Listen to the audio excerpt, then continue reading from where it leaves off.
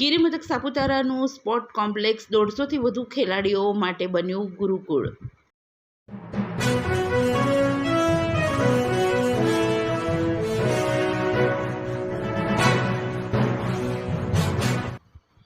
સાપુતારાની કુદરતી સૌંદર્ય વચ્ચે સ્પોર્ટ સૌંદર્ય પણ નિખરી રહ્યું છે।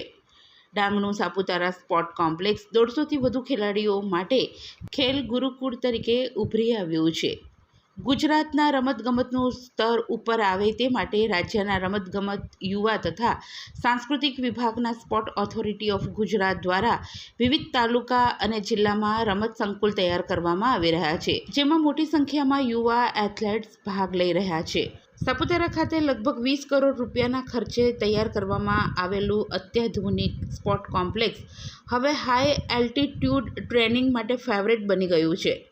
દરિયાની સપાટીથી 1500 મીટર ઊંચાઈએ આવેલું આ કોમ્પ્લેક્સમાં વિશેષ ટ્રેનિંગ આપી ખેલાડીઓને તૈયાર કરવામાં આવી રહ્યા છે। સામાન્ય વાતાવરણની તુલનામાં ઓછા ઓક્સિજનવાળા માહોલને કારણે ખેલાડીઓ વધારે મજબૂત બની શકે છે અને નેશનલ તથા ઇન્ટરનેશનલ સ્તરે વધારે સારો દેખાવ કરી શકે છે।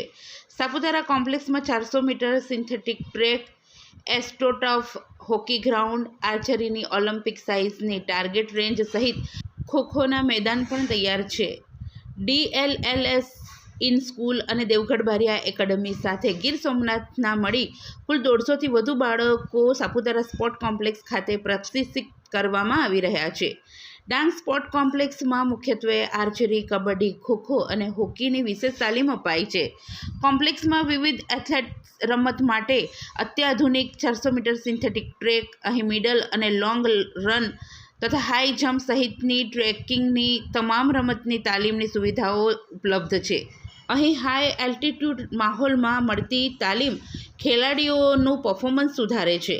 ડાંગ સ્પોર્ટ કોમ્પ્લેક્સમાં તૈયાર થયેલા ખેલાડીઓએ 2023-24માં રાષ્ટ્રીય કક્ષાએ કુલ 1 મેડલ અને રાજ્ય કક્ષાએ કુલ 7 મેડલ પ્રાપ્ત કર્યા હતા। હાલે ખેલાડીઓ આગળની રમતની તૈયારીઓ કરી રહ્યા છે। ચાલો મળીએ ખેલાડીઓ અને કોચને। મારું નામ પટેલ અરુણાબેન કાંતિભાઈ છે। હું સ્પોર્ટ ઓથોરિટી ઓફ ગુજરાત ખાતે ડાંગમાં પ્રેક્ટિસ કરું છું એથ્લેટિક્સમાં। ગયા વખતે SGFIમાં મેં રાજ્ય ખાતે 600 મીટરમાં ગોલ્ડ અને 400 મીટરમાં બ્રોન્ઝ મેડલ પાડ્યો હતો। પછી મારું નેશનલ ખાતે સિલેક્શન થયું હતું। પછી મેં ત્યાં નેશનલમાં સારું પ્રદર્શન કર્યું હતું। વેસ્ટ ઝોન ખાતે મેં રાજસ્થાન ખાતે રમાયેલા વેસ્ટ ઝોનમાં મારો બ્રોન્ઝ મેડલ હતો 600 મીટરમાં અને ખેલ મહાકુંભમાં 600 મીટરમાં ગોલ્ડ અને 400 મીટરમાં બ્રોન્ઝ મેડલ હતો અને હમણાં રમાયેલું વેસ્ટ ઝોનમાં મારો 2nd નંબર હતો અને મારું સિલેક્શન થયું છે નાગપુર રમવા જવા માટે। મારું નામ પ્રકાશ બારિયા છે। હું સ્પોર્ટ્સ ઓથોરિટી ઓફ ગુજરાતના હસ્તક સાપુતારા ખાતે DLSSમાં એથ્લેટિક્સ કોચ તરીકે ફરજ બજાવું છું।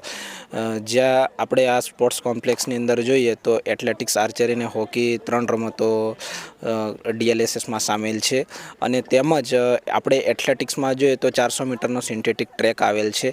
એની અંદર ઇન સ્કૂલ DLSS અને દેવગઢ બારિયાની એકેડમી પણ અહીંયા શિફ્ટ થયેલ છે।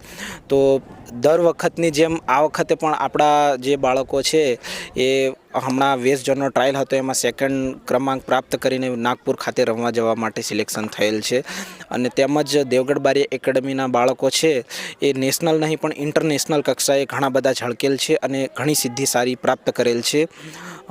જેની અંદર રણવીર છે, શિલ્પા છે, ભાગ્યશ્રી છે, એવા અનેક બાળકોએ હાલના તબક્કે ખૂબ સારી સિદ્ધિ પ્રાપ્ત કરેલ છે। જો આ બાળકોને DLSS એકેડમી અને ઇન સ્કૂલના બાળકોને સારી રીતે આવો ગુજરાત સરકારનો લાભ મળતો રહેશે તો એ હવે પછીની ઓલિમ્પિક્સ કોઈ પણ ગેમ લઈ લો, ઓલિમ્પિક્સ હોય, કોમનવેલ્થ હોય કે તેની અંદર પાર્ટિસિપેટ થતા એ લોકોને કોઈ પણ નહીં રોકી શકે। गिर सोमनाथ से बिलोंग करते हैं और ये सापुतारा में हम 2 साल से प्रैक्टिस कर रहे हैं और हम सीधी कम्युनिटी से बिलोंग करते हैं और यहाँ पे हम एथलेटिक, कबड्डी और रेसलिंग जैसी इवेंटों में पार्टिसिपेट करते हैं और हम यहाँ पे अभी 40 बच्चे हैं जो यहाँ पे अभी तालीम ले रहे हैं इसके अंदर सापुतारा एकेडमी के अंदर।